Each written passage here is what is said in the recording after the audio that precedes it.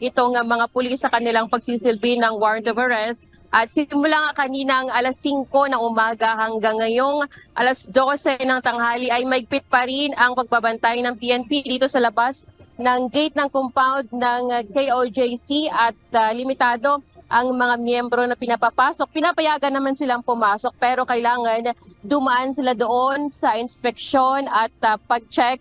At doon naman sa mga lalabas na miyembro ay pinapayagan naman sila.